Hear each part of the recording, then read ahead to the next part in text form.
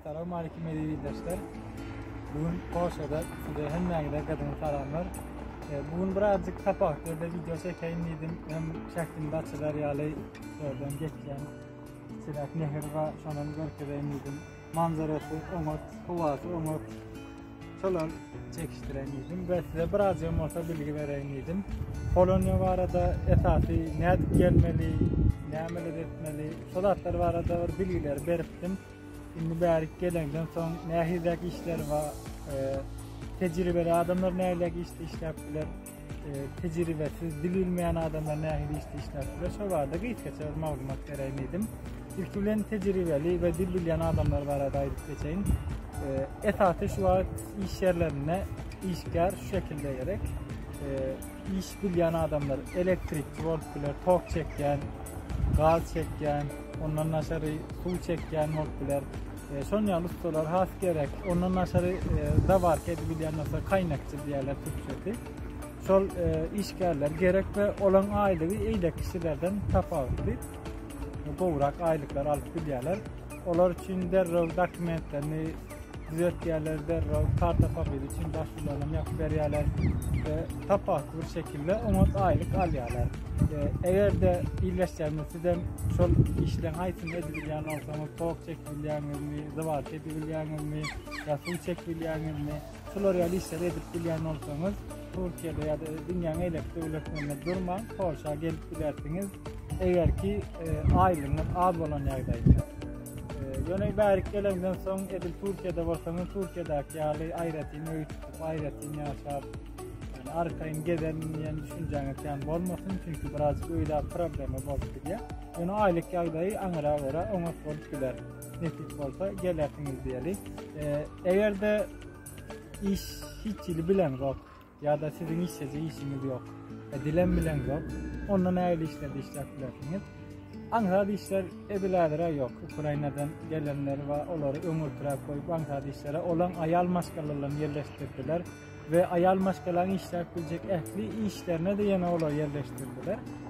Yeniler işlerin doğalı. Hatta buluşuk yal yerlerde de ayal maskaları işletiyor. Öğleri de Ukraynalılar işletiyor. Şimdi biz ne ayrı işleyebiliriz? Bizden bir hili ağırrak ya da gurluşuk ya da gurluşukla yakın yerli işlerde işleyebiliriz. Yine de gatter ve ağır yerlerde değerli Ankara'daki yerler borçlular. Birazcık dil bilseniz öğreniniz, filan koyun. İşler var, kömekçi olan ona ver, bana ver, şunu getir, bunu koy, ucundan tut ya da şunu el. Sonra da işler bol ya. Ağır işleten aylığın adırak çıktılar. Günde 8 saat ettiler, 5 gün işleten. 700 dolar, 800 dolar, son yerlerde ayrı alırsın. Saatlik alyan saatini 16 zlot, 14 zlot veriyanım var, 19 zlot veriyanım var. Ustalar 20 zlot alyanım var. Neyse kötü işleden, sonuçta ayrı alıp gidersiniz. Ad işleden aylığın alıyorlar. Çıktaycı, yağdayan, öydat kevir problemi oldu diye. Ulu şehirlerde öy problemi, küçük şehirlerde yaşatan kendi öy problemi değil. Kevir iş yerleri özüne sana yatacak yerini ver ya, öğleri ekit ya, ekel ya, dinleten iyi içkin alsan olacak. İşe gideninde gılanı hem nerede diyen yerli sana nahar veren atlar, öğün yanından alıp gidiyen. 2 yedek nahara ruhsat veriyorlar çıkmanı ve 20 muhtar, her nahar için 20 muhtar, çay içinin vakti yok. Yanındaklarla düşünsün, öğün işte, çilim çekleyenler, çilim çekmeyene çıkıyor, çay içecekler, çay içecek. Şeydi bu onu bir şekilde işlep oluyor. Umuman pul kazanacak olsan iş saati köprek, günlük köprek yerlerde işletiniz, onu pul kazanıp bilersiniz. Hazır Türkiye'de mesela dolar galli şotaydı 250-300 dolar işlep verenler için onu işler tapıp bilerler. Yöne davetiyeler hazır 3 ay ve 3 ayım geçibiliyor. Kevir davetiyeler varsa çakılıklar, privilejenyeler. Bir ayda, bir yarım ayda çıkanlar ama o sizin gülleşinize bağlı ve karşı tarafın size dokument tavsiyesine bağlı. Şimdi çakılığına çıktı, vidanında tavsiyettiniz ve geldiniz. Hökman şotaydı işlemeli mi? Yok, hökman surata şotaydı işlemeli diyenler yok. Başka bir iş tapıp, girip, şotaydı işe başlayıp yani böyle. Ondan sonra sizin dokumentlerinizi tədədən tavsiyeler ve tədədən size çakılık çıktı. Oğlum bir ay onun için ortada çıktı. Ondan sonra sigortalı dokumental bir şekilde işe başlayalım.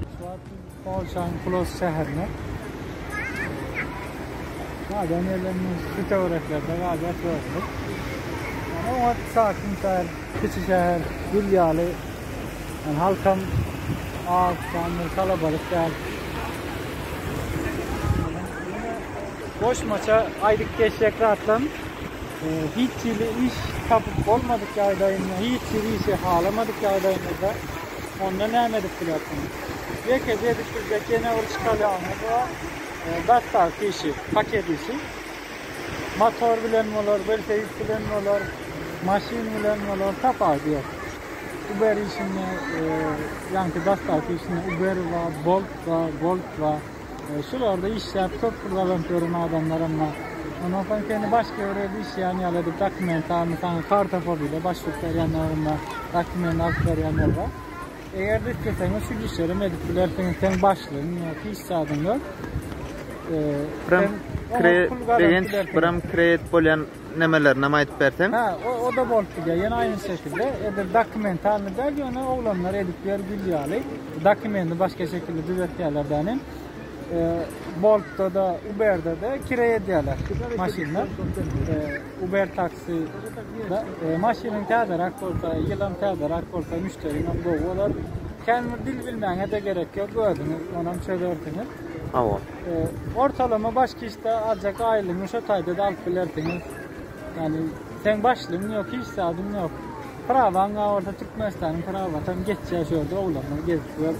Kendi var ya da koşup oturmadan kendi durmayalar.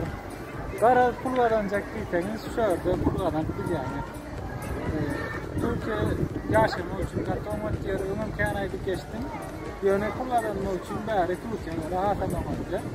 Avrupa ülkelerinde yanlış anlamadan şöyle 20 tane devletleri 20 devletler şöyle kalan nizamdan arkadan girip çıkıp gidiyorlar. 3 aylık Berden işe Germanya'da eksiklerdir. Eğer de Germanya'ya gitseniz, beri oraya adam köprüne galiyat bilersiniz. Ona da adamlar, ona şirket taptınız. Kulunuz berde size yatıp duruyor. Dedi beri oraya köprüne aylık, anıra orada 6 aylık bile 3 aylık Germanya'ya gidip işler biliyorlar. Umuman bugün kaçacaklarım şunu yalı. Bıram hava var adaytam havalara mitkat duruyor, gün çıkıp duruyor, aşağı son için o biraz kurtlar, teygat ölmüyor, teygat. 10 yıl soğuk geldi, ona Türkiye oraya, Türkmenistan'a oraya az soğuk sıvayları. Ekliğini de tavuğlayın, Türkiye ve dünyanın ekliğine Türkmenlere salam.